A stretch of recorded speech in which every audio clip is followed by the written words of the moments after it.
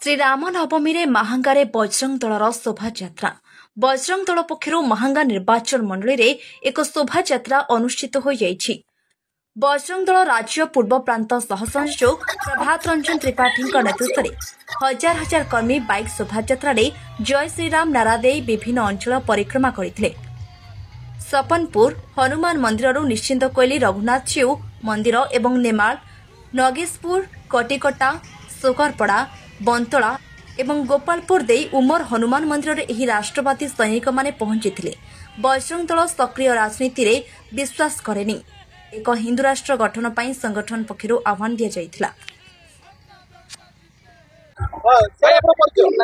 जय श्री राम। मु प्रभात रंजन त्रिपाठी ओडिशा पूर्व प्रांत सहसंयोजक दायित्व अच्छी।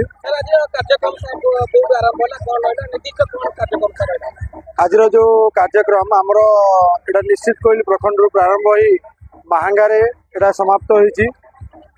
समस्त बजरंगी भाई माने एवं रामभक्त मानू ये कार्यक्रम को सफल कर अशेष अशेष धन्यवाद। एपरी पूर्व वर्ष पर ए वर्ष भी भल आकार पालन होइछि एवं आगामी दिन में जेपरी भारत हिंदू राष्ट्र गठन हम ताकू नहीं एवं आमर ओडिशा राममय हम ताहा आमर आशा रहिबो।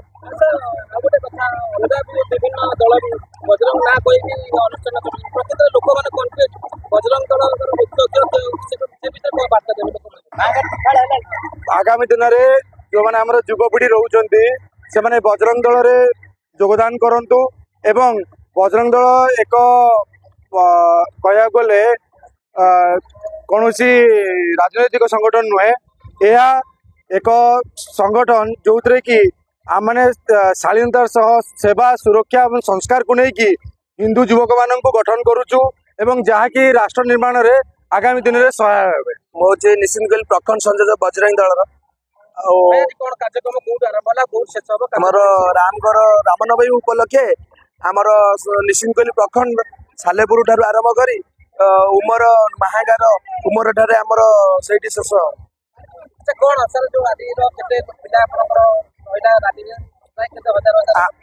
आमर हजारू अधिक बाइक आज मत बहुत खुशी लगुच आम हिंदू भाई मैंने समझे आमर एकत्रित राम गोटे धुनी आमर निश्चिंत कोइली पूरा आज बहुत बढ़िया बढ़िया लगुच। आमर ये मुझे क्लीयर कर कौन बजरंग दल कौन संपर्क ना राजनीति में कौन संपर्क ना आम जाऊ